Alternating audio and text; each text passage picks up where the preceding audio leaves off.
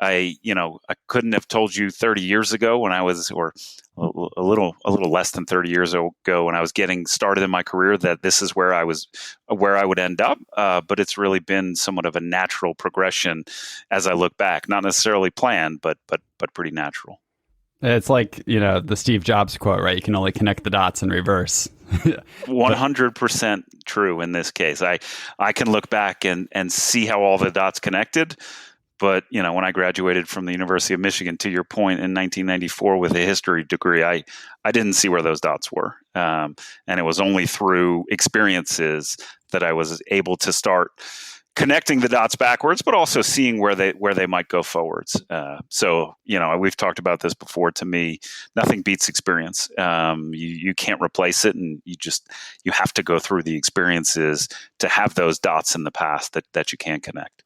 well, let's go back to this dot that you mentioned that I've never heard about. This is the first for me.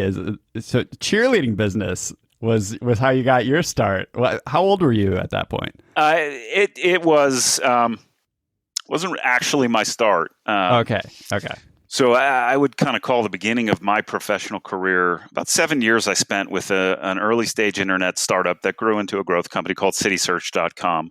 CitySearch.com may not be a brand name that many recognize today, but it was an online city guide. Think about the predecessor to Yelp.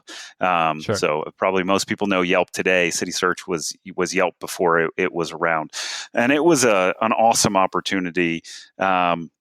A couple years after I graduated from Michigan, got the opportunity to start in a ground floor operations coordinator position. What does that mean? It means I helped do whatever was needed to be done from an operational standpoint to stitch together the fabric of the operations of the company. So that was sales support and jumping in and helping with IT and networking infrastructure, whatever it was that the teams at the business needed to succeed. That's what the operations team did, and it really gave me this broad-based exposure to business in a startup environment. And thankfully, it was a ride, by hook or by crook that did go up and to the right. This was, a company, again, Internet 1.0, that ultimately merged with some larger companies, went public. So I really, in 7 years, got to experience the tremendous life cycle of a software business. And I look back on that and say that was the foundation for me in terms of what my professional life could look like, how I was able to develop skills, meet people who have gone on to do amazing things themselves in businesses outside of CitySearch, but really set the foundation of skills required for the growth in my career, and also say meet people and gain experiences that would help me in the future. So that was really the start. After about 7 years of that, I really wanted the opportunity to do some things in business that I hadn't done yet, like be involved in writing a business plan. And at that point in time, I mentioned my stepmom was just getting started. Her passion was training competitive cheerleaders. I knew nothing about that, but what I saw was a startup business where I could be impactful, working with her, bringing some of those business skills that I had just really formed over the last 7 years at CitySearch, and testing myself to see, from a business planning perspective, how could I help this business grow? So that's how I got to the competitive cheerleading space, and it was again, looking back and connecting the dots, it was an amazing experience helping run a very small scale service-based small business, because I always say in those businesses, you're doing everything from writing a business plan to mopping the floors to locking the doors, and literally everything in between. And progression wise, sometimes I would, during the 2 years that I did this with her, I would look back and say, wait, I was in this cool internet startup for 7 years, and here I am mopping the floors, painting the walls, and locking the doors of this competitive cheerleading academy. How did I get here? And it was probably only till after I left that experience, and again was able to look back at that dot and say, no, that was actually progressive for my experience. I learned things that I wouldn't have learned at my experience at CitySearch that will help me in the future. Little did I know that I would be engaged in a platform, 15 years later, that was all about helping service-based small businesses thrive when I had worked at one and truly felt the pain points that a business like that has. And so it is kind of serendipitous that I can look backwards today and say that was a dot in the journey that was meant to be there. Well, did it feel that way at the time? Tell me about that, because I find that fascinating. Well, so first of all, we're talking early stage internet, right? When you go into the CitySearch business. And so was that something that at the time that a lot of your classmates were also thinking about, is like, I want to go work for an internet startup? Probably not. No. And I'll tell you how I got there. Right after graduation, again, history major, thought maybe it was law school, decided after an internship over my junior year into senior year that it wasn't going to be law school. Finished out senior year and said, I'm going to move back to the East Coast. I'll figure something out. I will find something. And I found my way, first, professional experience post-graduation was with a company that did election research. And that was history major. I could kind of attach it back to that, but it was, very entry level.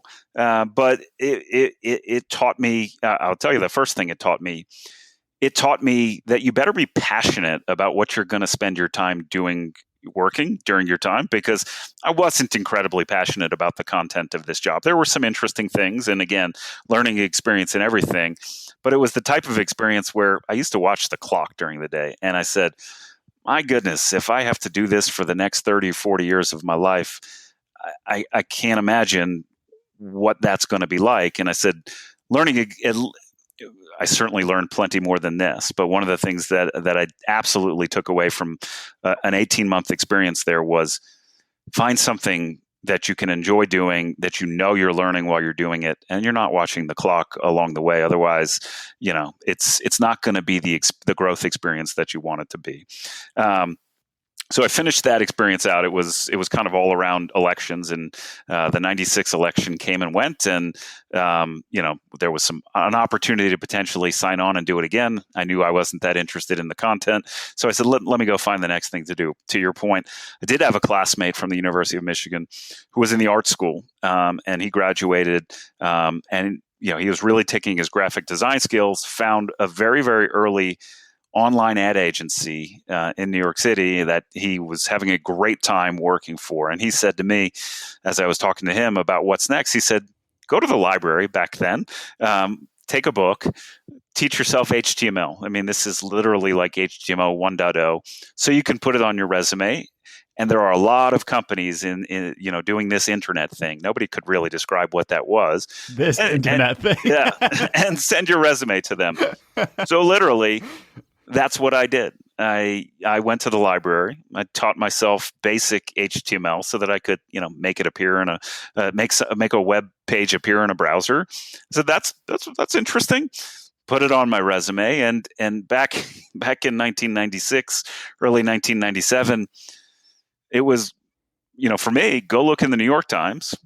Find some ads in interesting companies. They were actually starting to, put things in web or internet, and send some resumes off blindly.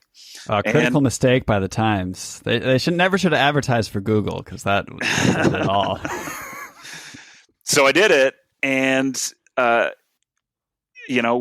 couple weeks later, I got a call from this company called CitySearch.com, starting a local office in New York City.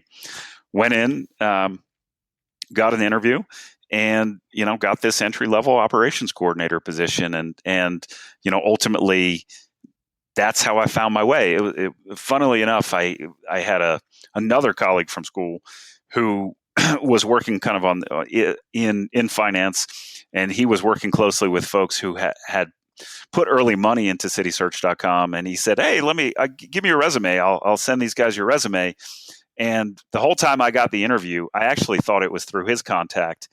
It wasn't until I got the job and they got my resume through his contacts after the fact. But as it turns out, the faxing of all the resumes from my father's medical office was ultimately what ended up getting me the introduction for the interview and getting me the job, not the contact that I thought ended up getting me an interview. So that was just cold outreach. You were sending out to as many as you could. Cold outreach, just sending the faxes from Dad's office where he had a fax machine, and it's again, looking back on it, it's like, well, it goes along with the story of there. Generally, you got to put in the time and the effort, and whether that's in the sourcing and getting the opportunity, or it's when you have that opportunity to really progress in that opportunity. Nothing beats the kind of hard work and experience. It feels cliche, but that's what the last almost 30 years have taught me. So to just let's just keep going on this tangent. We'll pull our way back, but something you said there. So Dad's medical office, and for a time you're thinking about law school. So that seems like something that, seems reasonable. And then all of a sudden you pivot into this internet thing as it was thought of at the time. And what did your parents think about that?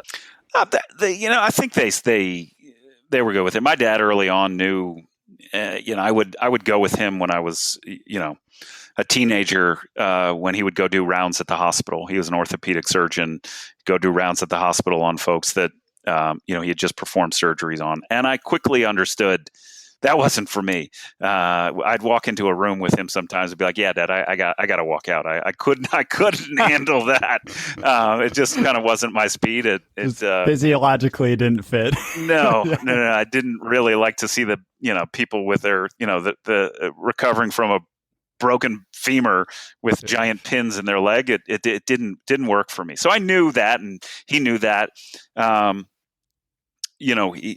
What he and my mother instilled was just that hard work, that work ethic. And I think they had confidence that with that work ethic, I would find my way to where I needed to be. So they were very, very open to me finding my own journey along the way. And I think comfortable that I would make that happen. So nothing from that family perspective that they felt like I wasn't going to follow the right path. I think that what they were excited about was, hey, this internet thing. All it was business experience. At the end of the day, it could have been of any content. I actually found myself really enjoying that type of business, and I learned a lot along the way. And it certainly has been foundational to things that I've done in the future.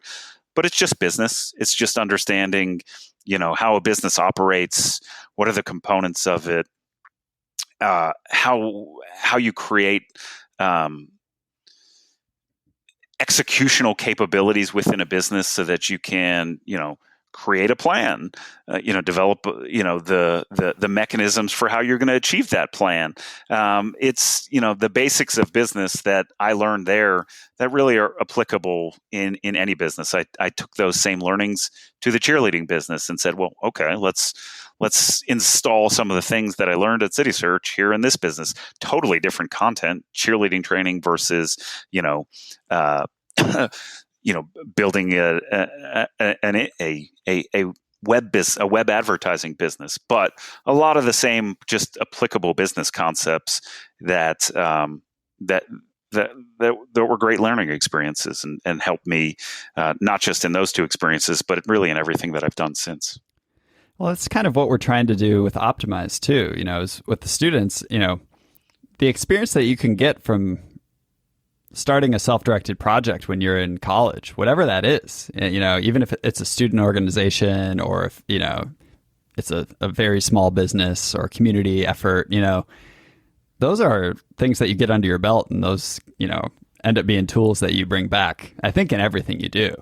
And just as much, learning how to identify what is it that I'm good at and what is it that I'm motivated by. Because, I think a lot of people graduate from college and still have no idea what they're passionate about or what they, care about doing. I was in that boat. And we've had this conversation before. It's what really has attracted me to what you're doing at Optimize, because I think about there were some opportunities, certainly, when I was at Michigan, but they were harder to find, and they were often a little more tucked into, one of the specialty schools. I was an LS&A major. That didn't, those opportunities weren't as apparent to folks like me. And, with what I've seen you doing at Optimize, I've stepped back frequently and said, that would have been really cool to have had that type of program where you don't have to go create it yourself. The program's there, you get involved, and there are already pre-existing tracks to kind of help you grow into that. Because I do know that is the thing I look back on most and say, well, if I could have done this, it would have been to have a little bit more directions. It's all worked out. I found my path, and I pieced those dots together, sometimes looking backwards. But I really can appreciate what an opportunity the folks that participate in Optimize have in really learning into this project that allows them to discover some things that they might be passionate about pursuing after school. This clip came from a longer episode of the Why Not Me podcast. Find it on Spotify, YouTube, Apple Music, or wherever you listen to your podcasts.